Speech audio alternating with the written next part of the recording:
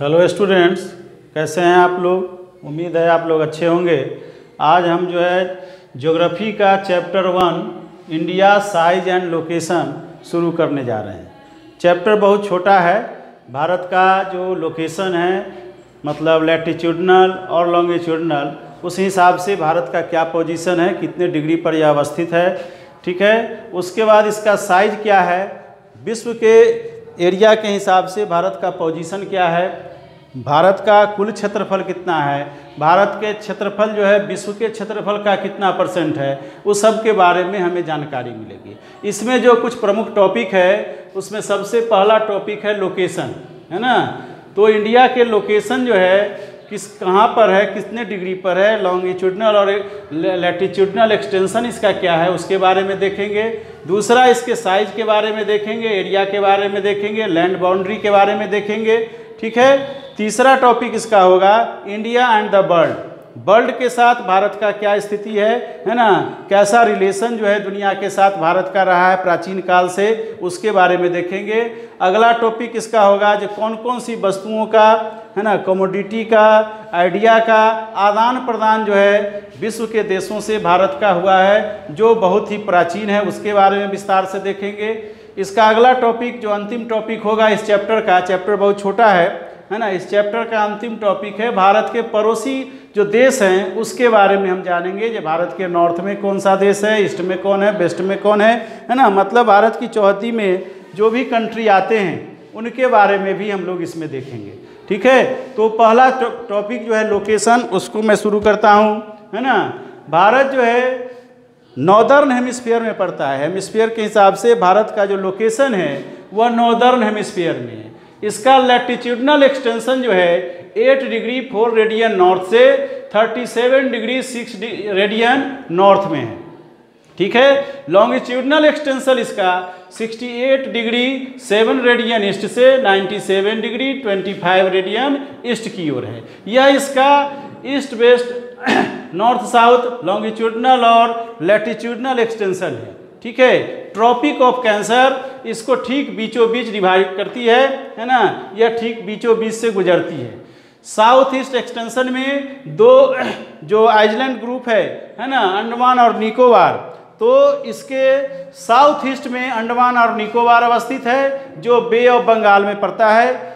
South west में लक्षद्वीप की मतलब आइलैंड है जो अरेबियन सागर में पड़ता है ना। इस तरह से यह लोकेशन है भारत का, ठीक है। अब इसके दूसरे टॉपिक हम लोग साइज के बारे में पढ़ेंगे, है ना। एरिया के हिसाब से यह विश्व का 7वां सबसे बड़ा देश है ना। इसका टोटल एरिया जो है 3.28 मिलियन स्क्वायर किलोमीटर है। भारत का कुल क्षेत्रफल 3.2 मिलियन स्क्वायर किलोमीटर है, जो विश्व के कुल क्षेत्रफल का 2.4% है। भारत का क्षेत्रफल दुनिया के क्षेत्रफल जितने हैं उसका मात्र 2.4% है। और इसका जो एरिया है वर्ल्ड के हिसाब से, एरिया के हिसाब से इसका पोजीशन विश्व में 7वां है। यह विश्व का एरिया के हिसाब से 7वां सबसे बड़ा देश है। इससे पहले जो 6 देश हैं उसमें सबसे पहला स्थान रसिया का आता है। रसिया दुनिया का एरिया के हिसाब से सबसे बड़ा देश है। दूसरा पोजीशन कनाडा का है, तीसरा यूएसए का है, और एशिया में अवस्थित चाइना का स्थान एरिया के दृष्टि से विश्व में चौथा है।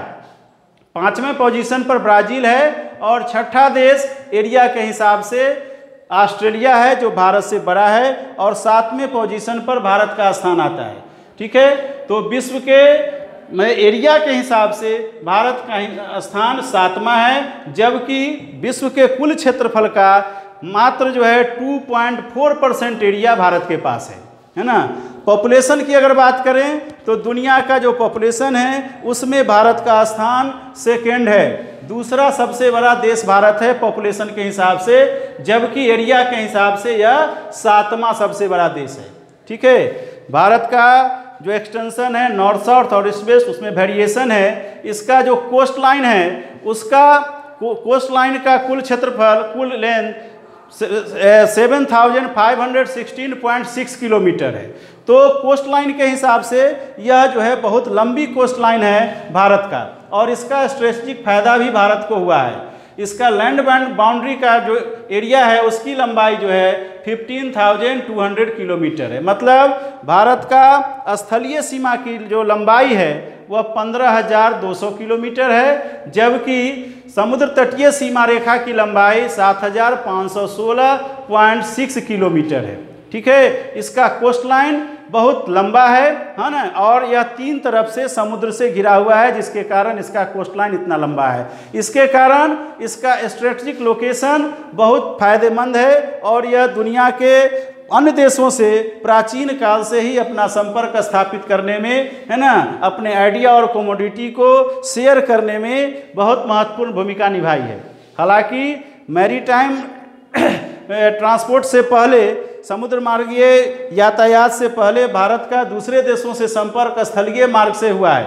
ठीक है, तो इस तरह से भारत जो है साइज के हिसाब से, एरिया के हिसाब से दुनिया का 7वां सबसे बड़ा देश है। ठीक है, अब हम लोग इसमें जो है जो कुछ डिफरेंसेज है इसके साइज में, नॉर्थ और साउथ, ईस्ट और वेस्ट में, उसके अनुसार अगर हम लोग तुलना करें गुजरात और अरुणाचल प्रदेश का, तो इसके यहाँ जो है 2 घंटे का टाइम लैगिंग है। 2 घंटे का टाइम लैगिंग कहने का मतलब है गुजरात और अरुणाचल प्रदेश में, अरुणाचल प्रदेश बिल्कुल ईस्ट में अवस्थित जो है स्टेट है, जबकि गुजरात जो है वेस्ट में अवस्थित है, और इस कारण से अरुणाचल प्रदेश और गुजरात में जो सूर्योदय की स्थिति है उसमें 2 घंटे का मतलब अंतर आता है। यह डिफरेंसेज या इसके नॉर्थ साउथ एक्सटेंशन का परिणाम है, जिसके परिणाम स्वरूप यह डिफरेंस पाया जाता है ना। इस डिफरेंस को दूर करने के लिए, चूंकि किसी भी देश का स्टैंडर्ड मेरिडियन जो होता है उसी के अनुसार समय का निर्धारण होता है, उसी के अनुसार घड़ियां मिलाई जाती है। भारत का स्टैंडर्ड मेरिडियन उत्तर प्रदेश के मिर्ज़ापुर से लिया गया है, जो 82.5 डिग्री ईस्ट में पड़ता है ना। यह अंतर्राष्ट्रीय मानक समय से, है ना, ग्रीनविच मीन टाइम से 5.5 घंटा आगे है। भारत का समय ग्रीनविच मीन टाइम से 5.5 घंटा आगे है। इसका कारण यह जो लोकेशन है भारत का वह ईस्ट में अवस्थित है। कोई भी देश, कोई भी लोकेशन जितना ईस्ट में होगा उस डिग्री के हिसाब से उसके टाइम में डिफरेंसेज होंगे। 1 डिग्री में 4 मिनट का अंतर होता है। ठीक है, उस हिसाब से भारत 82.5 डिग्री ईस्ट में अवस्थित है, इसलिए ग्रीनविच मीन टाइम से भारत का जो समय है वह 5.5 घंटा आगे है, और भारत का स्टैंडर्ड मेरिडियन जो है वह 82.5 डिग्री से लिया गया है, जो उत्तर प्रदेश के मिर्ज़ापुर में अवस्थित है।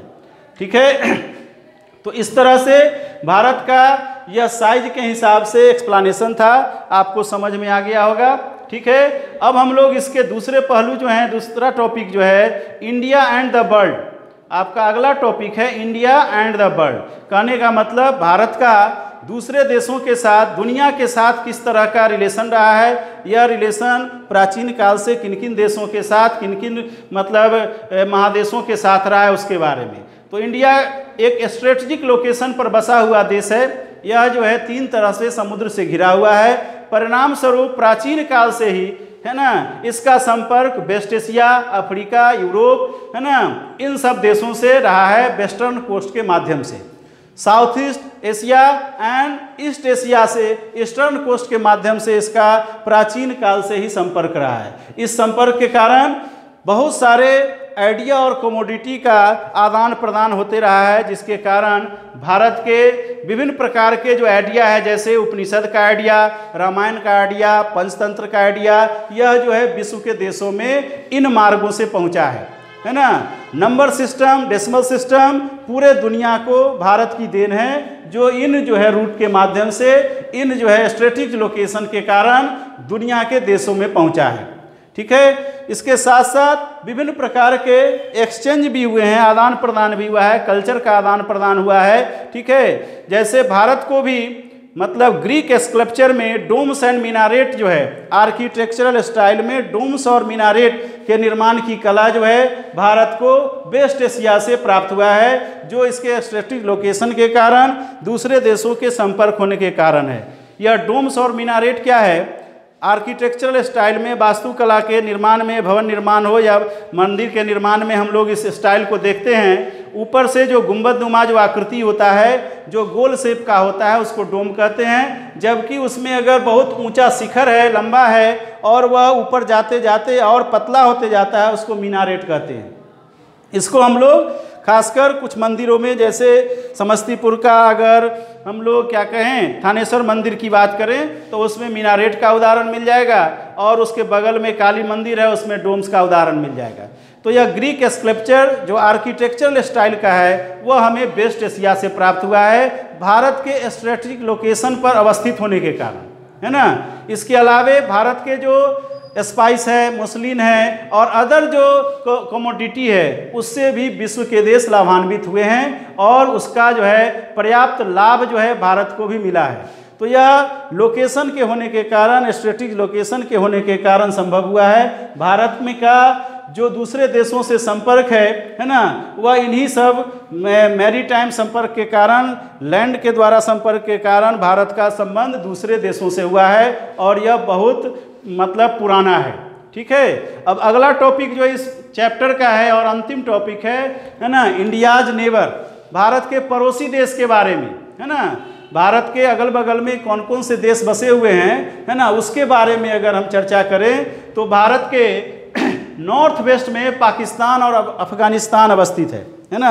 भारत के नॉर्थ वेस्ट में पाकिस्तान और अफगानिस्तान है। इसके नॉर्थ में चाइना, नेपाल और भूटान अवस्थित है, जबकि ईस्ट में म्यांमार और बांग्लादेश है।